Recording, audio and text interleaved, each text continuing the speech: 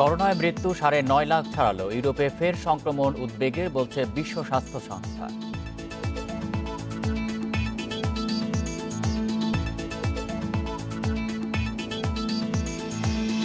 করোনায় অন্তত ২৫ বছর পিছিয়েছে টেকসই উন্নয়ন লক্ষ্যমাত্রা, জাতিসংঘ মহাসচিবের উদ্বেগ।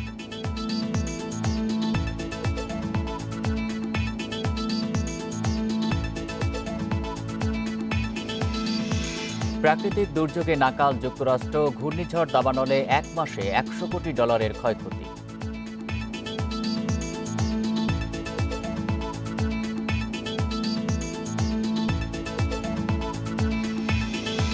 শুরু হয়েছে ২৫তম সৌরচক্র, স্যাটেলাইট ও বিমান চলাচলে নেতিবাচক প্রভাবের আশঙ্কা।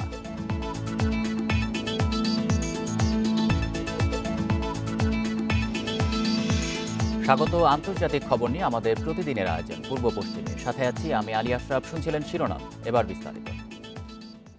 ইউরোপে করোনা সংক্রমণ উদ্বেগজনক হারে বাড়ছে বলে সতর্ক করেছে বিশ্ব স্বাস্থ্য সংস্থা। গত ২ সপ্তাহে ইউরোপের অর্ধেকেরও বেশি দেশে দৈনিক সংক্রমণ দ্বিগুণ হয়েছে। দ্বিতীয় ধাপের এই সংক্রমণ থেকে বিশ্বের অন্যান্য দেশে শিক্ষা নেওয়া উচিত বলে মনে করে সংস্থাটি। এদিকে বিশ্বে করোনায় মৃতের সংখ্যা ৯.৫ লাখ ছাড়ালো, আক্রান্ত ৩,৩,০০,০০০-এরও বেশি। কয়েকদিন কম থাকার পর সম্প্রতি বিশ্বে আবারও বেড়েছে করোনা সংক্রমণ। একদিনে নতুন শনাক্ত ৩,০৯,০০০-এর বেশি। মৃত্যু হয়েছে ৫,০০০-এর বেশি মানুষের। এর মধ্যে আবারও সর্বোচ্চ মৃত্যু ও আক্রান্ত ভারতে। ২৪ ঘন্টায় শনাক্ত হয়েছে প্রায় ৯৭,০০০ নতুন রোগী, আর প্রাণ গেছে ১,১৭৪ জনের।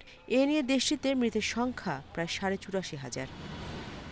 যুক্তরাষ্ট্রে একদিনে আক্রান্ত ৪২,০০০-এর বেশি, মৃত্যু হয়েছে ৮ শতাধিকের। পরিস্থিতি বিবেচনায় শিক্ষা প্রতিষ্ঠান খোলার সিদ্ধান্তে পরিবর্তন এনেছে নিউ ইয়র্ক কর্তৃপক্ষ। দ্বিতীয় ধাপে সংক্রমণ নিয়ন্ত্রণে হিমশিম খাচ্ছে ইউরোপ। বেড়েই চলেছে সংক্রমণের সংখ্যা। সংক্রমণ রোধে ইংল্যান্ডের উত্তর পূর্বাঞ্চলে কড়াকড়ি আরোপ করেছে ব্রিটিশ সরকার।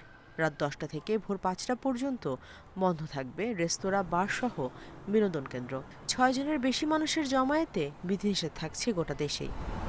১০ জনের বেশি মানুষের জমায়েত নিষিদ্ধ করেছে চেক রিপাবলিক। তরুণদের মধ্যে আক্রান্তের হার বাড়ায় মাঝরাত থেকে সকাল পর্যন্ত বার, রেস্তোরাঁ, নৈশ ক্লাব বন্ধ রাখার সিদ্ধান্ত নিয়েছে দেশটির সরকার। বাড়ির বাইরে আবারও ফেস মাস্ক পরা বাধ্যতামূলক করেছে অস্ট্রিয়া। সামাজিক দূরত্ব নিশ্চিতে বাড়ির ভেতরেও ১০ জনের বেশি মানুষের জমায়েত নিষিদ্ধ করেছে সরকার। ২ সপ্তাহের জন্য স্কুল, মসজিদ, গির্জা, রেস্তোরাঁ, বাজার বন্ধের নির্দেশ দিয়েছে জর্ডান। নিয়ম ভাঙলে ২ সপ্তাহের আটকাদেশের ঘোষণা দিয়েছে দেশটি। ইসরায়েলে ৩ সপ্তাহের লকডাউন বাড়ানোর সরকারি সিদ্ধান্তের প্রতিবাদে বিক্ষোভ হয়েছে। গ্রিসের লেসবস দ্বীপের শরণার্থী শিবিরে বেড়েছে সংক্রমণের হার। সরকারি হিসেবে বৃহস্পতিবার নতুন শনাক্ত হয়েছে ১৩৫ জন। সম্প্রতি শরণার্থী শিবিরে আগুন লাগার পর প্রায় ৫,০০০ বাস্তুচ্যুত হওয়ায় বেড়েছে সংক্রমণ। Nusrat Jerin, Independent News. Corona মহামারীর ফলে টেকসই উন্নয়ন লক্ষ্যমাত্রা পূরণের চেষ্টা ২৫ বছর পিছিয়ে গেছে বলে মন্তব্য করেছেন জাতিসংঘ মহাসচিব অ্যান্তোনিও গুতেরেস। বৃহস্পতিবার ব্রিটিশ সংবাদ মাধ্যম স্কাই নিউজকে দেওয়া সাক্ষাৎকারে এমন মন্তব্য করেন তিনি। বলেন, বিশ্বজুড়ে খাদ্য ঘাটতি, দারিদ্র্য, অশিক্ষা, সহিংসতা নিরসনে যে পরিকল্পনা নেওয়া হয়েছে তা বাস্তবায়নে বাধা হয়ে দাঁড়িয়েছে করোনা মহামারী। এর ফলে টেকসই উন্নয়ন লক্ষ্যমাত্রা কাঙ্ক্ষিত সময়ে পূরণ করা সম্ভব নয়। যুদ্ধবিধ্বস্ত ইয়েমেন প্রসঙ্গে উদ্বেগ জানান তিনি। প্রায় ৫ বছরের গৃহযুদ্ধে দুর্ভিক্ষের দ্বারপ্রান্তে থাকা ইয়েমেনে নতুন অভিশাপ হয়ে এসেছে করোনার প্রাদুর্ভাব। দেশটিতে আক্রান্তের সংখ্যা ২,০০০-এর বেশি। পরিস্থিতি নিয়ন্ত্রণে ইয়েমেনে অস্ত্রবিরতি কার্যকরের পাশাপাশি জরুরি ভিত্তিতে ত্রাণ কার্যক্রম শুরুর উপর গুরুত্ব আরোপ করেন জাতিসংঘ মহাসচিব।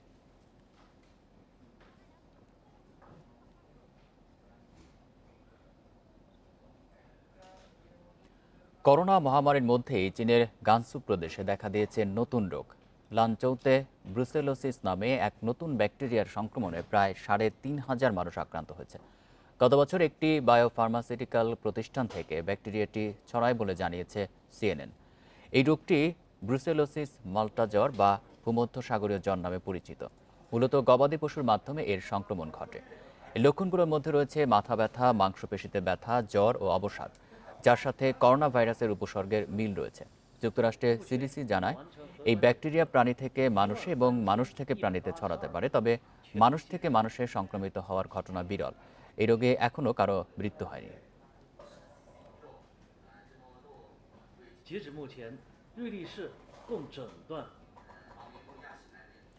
নতুন করে ঢেলে সাজানো হবে ভারতের পার্লামেন্ট ভবন। এই প্রকল্পের দায়িত্ব পেয়েছে টাটা প্রজেক্টস লিমিটেড।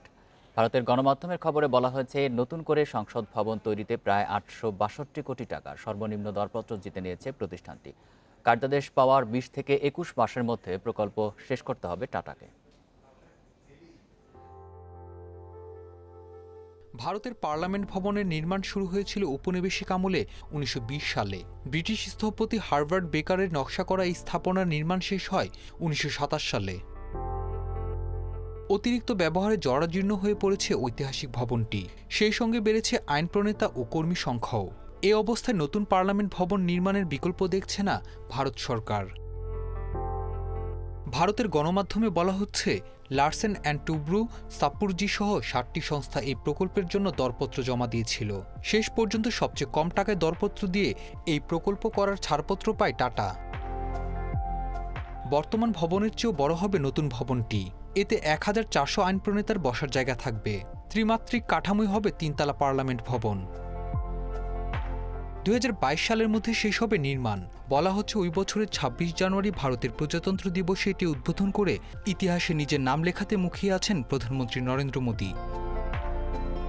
সারওয়ার জামান, ইন্ডিপেন্ডেন্ট নিউজ।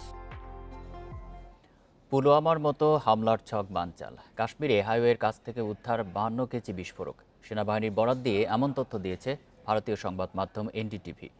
তাতে বলা হয়, বৃহস্পতিবার সেনাবাহিনীর যৌথ অভিযানে একটি পানির ট্যাঙ্ক থেকে এই বিস্ফোরক উদ্ধার হয়। একই ধরনের আরেকটি ট্যাঙ্ক থেকে উদ্ধার হয় ৫০টি ডেটোনেটর। পুলওয়ামায় যেখানে হামলা হয়েছিল তার ৯ কিলোমিটার দূর থেকে জব্দ হয় এই বিস্ফোরক। নিরাপত্তা বাহিনীর ওপর হামলার উদ্দেশ্যেই এই নাশকতার পরিকল্পনা চলছিল বলে ধারণা করা হচ্ছে। ২০১৯ সালের ১৪ ফেব্রুয়ারি নিরাপত্তা বাহিনীর গাড়িবহরে আত্মঘাতী হামলায় নিহত হয় ৪০ সেনা।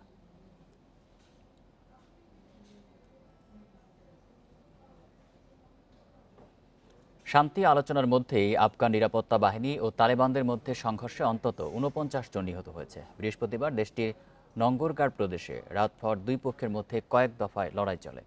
প্রাদেশিক সরকারের মুখপাত্র জানান, তালেবানরা কয়েকটি নিরাপত্তা চৌকিতে হামলা চালালে পাল্টা জবাব দেয় সরকারি বাহিনী।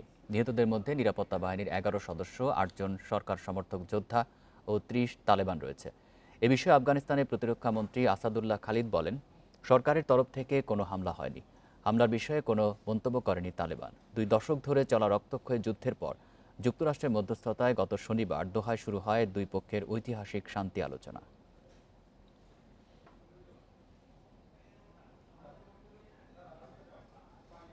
প্রাকৃতিক দুর্যোগে নাকাল যুক্তরাষ্ট্র।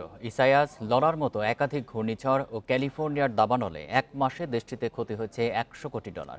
এ পর্যন্ত দাবানলে প্রাণ গেছে অন্তত ৩৬ জনের। অন্যদিকে ঘূর্ণিঝড় স্যালির আঘাতে এই পর্যন্ত মৃত্যু হয়েছে ১ জনের। বিদ্যুৎ বিচ্ছিন্ন ৫.৫ লাখের বেশি মানুষ। বিপদ যেন পিছু ছাড়ছে না যুক্তরাষ্ট্রের। একদিকে মহামারী, অন্যদিকে প্রাকৃতিক দুর্যোগের থাবা। কোনোভাবেই যেন সংকট কাটিয়ে উঠতে পারছে না দেশটি। আগস্টের শুরুর দিকে যুক্তরাষ্ট্রের নর্থ ক্যারোলাইনায় আঘাত হানে ঘূর্ণিঝড় ইসায়াস। প্রাণ যায় অন্তত ৯ জনের। প্রবল বর্ষণে নর্থ ক্যারোলাইনা থেকে নিউ ইয়র্ক পর্যন্ত প্রায় ৩৪ লাখেরও বেশি বাসিন্দা হয়ে পড়েন বিদ্যুৎ বিচ্ছিন্ন। ঝড়ের ফলে ভেঙে যায় অসংখ্য ঘরবাড়ি ও গাছপালা। বেশ কিছু এলাকায় দেখা দেয় বন্যা। এর রেশ না কাটতেই ২৯ আগস্ট লুইজিয়ানায় তাণ্ডব চালায় হারিকেন লরা। প্রাণ যায় ১৪ জনের।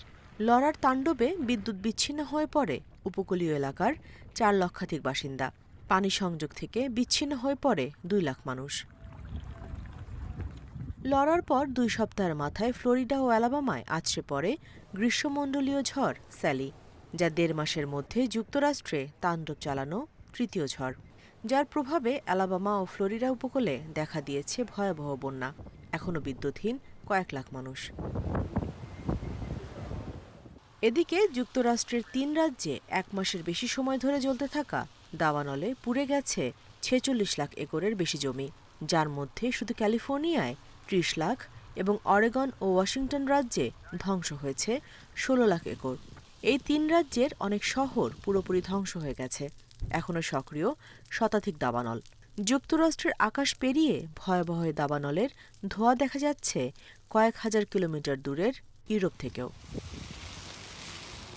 Nusrat Zarin, independent news. নারী শিক্ষার্থীদের জন্য প্রথমবারের মতো প্রযুক্তি বিষয়ক 2টি ডিজিটাল কলেজ চালু করেছে সৌদি আরব। বুধবার দেশটির শিক্ষামন্ত্রী হামাদ আল শেখ রাজধানী রিয়াদ ও জেদ্দায় ডিজিটাল কলেজ দুটির উদ্বোধন করেন। প্রযুক্তির নানা বিষয়ে নারীদের অনার্স ও ডিপ্লোমা ডিগ্রি নেওয়ার সুযোগ থাকবে এই দুটি প্রতিষ্ঠানে। কলেজ দুটিতে 4000-এর বেশি নারী শিক্ষা গ্রহণ করতে পারবে। উদ্বোধনী অনুষ্ঠানে শিক্ষামন্ত্রী বলেন, নারীদের আধুনিক প্রযুক্তি বিষয়ক কাজে সম্পৃক্ত করতে এই উদ্যোগ নেওয়া হয়েছে। এছাড়াও ডিজিটাল শ্রমবাজারের চাহিদা পূরণে প্রযুক্তি জ্ঞান সম্পন্ন এই সকল শিক্ষার্থীরা ব্যাপক অবদান রাখবে বলে আশা করেন তিনি। সৌদি যুবরাজ সালমানের 2017 সালে ঘোষণা করা সংস্কার পরিকল্পনার একটি অংশ এটি। এর আগে সংস্কারের অংশ হিসাবে সৌদি নারীদের গাড়ি চালানো ও পুরুষ সঙ্গী ছাড়াই দেশের বাইরে ভ্রমণের অনুমতি দেওয়া হয়।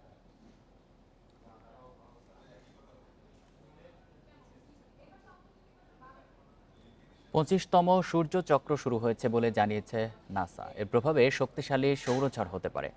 উচ্চ ক্ষমতা সম্পন্ন রেডিও তরঙ্গ, মোবাইল ফোনের জিপিএস, এমনকি স্যাটেলাইটের কার্যক্রম, বিমান চলাচল ও বিদ্যুৎ সঞ্চালনে বিঘ্ন হতে পারে বলে সতর্ক করেছেন বিজ্ঞানীরা।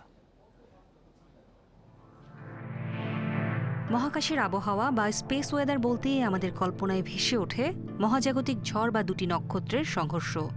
মূলত সূর্য থেকে নির্গত কণা ও বিকিরণের কারণে এমনটা ঘটে। গড়ে 11 বছর পরপর সূর্যে এই পরিবর্তন হয়। সূর্যে কিছু দাগ আছে। আনুমানিক 11 বছর পর একটা বৃত্তের মধ্যে দাগগুলো বড় ছোট হয়। সূর্যের এই গতিবিধি বাড়ার ফলে দাগের এই আকৃতির পরিবর্তন হয়। বিজ্ঞানীরা বলছেন, মহাকাশের আবহাওয়ায় পরিবর্তন মানুষের জীবনে সরাসরি প্রভাব না ফেললেও স্যাটেলাইট, বিদ্যুৎ বিতরণ, যোগাযোগ, এমনকি বিমান চলাচলে বিঘ্ন ঘটাতে পারে। গতিবিধি বেড়ে নতুন একটি পর্যায়ে পৌঁছায় সূর্য। শক্তি বেড়ে যাওয়ায় বিকিরণও বাড়ে। এই পর্যায়ে সূর্যকণা রূপান্তর হয় চৌম্বকীয় তরঙ্গ শক্তিতে। এর প্রভাবে উচ্চ তরঙ্গের যোগাযোগ ব্যবস্থা, যেমন বিমান চলাচলে ব্যবহৃত রেডিওকে ক্ষতিগ্রস্ত করতে পারে। স্যাটেলাইট, সোলার প্যানেলও এই ঝুঁকিতে আছে। মহাকাশচারীর জন্য এই বিকিরণ মারাত্মক ক্ষতির কারণ হতে পারে। এই ঝুঁকি মোকাবেলায় যুক্তরাষ্ট্রের হোমল্যান্ড সিকিউরিটির কয়েকটি বিভাগ সজাগ দৃষ্টি রাখছে বলে আশ্বস্ত করেছেন বিজ্ঞানীরা। নূরে জান্নাত, ইন্ডিপেন্ডেন্ট নিউজ। করোনা ভাইরাসের প্রভাবে ধস নেমেছে উগান্ডার গরিলা কেন্দ্রিক পর্যটন শিল্পে। দ্বিগুণ বেড়েছে গরিলা শিকার। বিলুপ্তপ্রায় এই প্রাণীদের অস্তিত্ব নিয়ে দেখা দিয়েছে শঙ্কা। উগান্ডার বিউইন্ডি ন্যাশনাল পার্কের ছোট ছোট গরিলাদের দেখাশোনা করত শান্ত স্বভাবের রাফিকি। ছোটবেলা থেকেই পার্কের রক্ষীদের কাছে বড় হওয়া গরিলা রাফিকি মানুষকে খুব বিশ্বাস করত, কিন্তু সেই মানুষের গুলিতেই জুন মাসে তার মৃত্যু হয়। রাফিকি এখন পার্কের অফিসে বাঁধানো ছবি। করোনা মহামারীর কারণে আফ্রিকার অন্যান্য দেশের মতো উগান্ডাতেও সবচেয়ে ক্ষতিগ্রস্ত হয়েছে পর্যটন খাত। বেকার হয়েছে লাখো মানুষ, বেড়েছে চোরা শিকারীর আনাগোনা, যাদের প্রধান লক্ষ্য রাফিকির মতো গরিলা এবং অন্যান্য বন্যপ্রাণী। প্রত্যেকটি ন্যাশনাল পার্কের কর্তৃপক্ষ তাদের আশঙ্কার কথা জানিয়েছে। শুধুমাত্র বিউইন্ডিতে দ্বিগুণ বেড়েছে প্রাণী হত্যা। পৃথিবীর বিলুপ্তপ্রায় প্রাণীর তালিকায় থাকা গরিলার 50% আবাসস্থল ইউনেস্কো ওয়ার্ল্ড হেরিটেজ স্বীকৃত বিউইন্ডি ন্যাশনাল পার্ক। গত বছর গরিলা কেন্দ্রিক পর্যটন থেকে দেশটির আয় হয় $2.5 কোটি। কিন্তু এবছর করোনার থাবায় বাতিল হয়েছে 97% বুকিং। আয়ের বিকল্প উৎস না থাকায় এই খাতে কর্মরত মানুষ জড়িয়ে পড়ছে অপরাধমূলক কাজের সাথে। বাড়ছে অবৈধ প্রাণী শিকার। জুলাই পর্যন্ত পর্যটন খাতে চাকরি হারিয়েছে 5 লাখ মানুষ। সময়ের সাথে এই সংখ্যা বাড়ছে। এটি শুধুমাত্র প্রত্যক্ষভাবে পর্যটন খাতে জড়িত কর্মীদের সংখ্যা। এছাড়াও অন্যান্য নানা কুটির শিল্প, রেস্তোরাঁ খাত এবং পরিবহন ব্যবস্থাতেও পড়েছে করোনার নেতিবাচক প্রভাব। দেখতে দেখতে শেষ হয়ে আসছে 2020 সাল। পার্কগুলোতে নেই কোনো আগাম বুকিং। স্থানীয় দর্শকদের ধরে রাখতে পার্ক কর্তৃপক্ষ নানা অফার দিলেও দেখা মিলছে না পর্যটকদের। Lutfa Fauzia, independent news. এ ছিল পূর্ব পশ্চিমে ইন্ডিপেন্ডেন্ট টেলিভিশনের সব খবরের আরও বিস্তারিত জানতে চোখ রাখুন ফেসবুক, ইউটিউব এবং টুইটারে। ধন্যবাদ সবাইকে।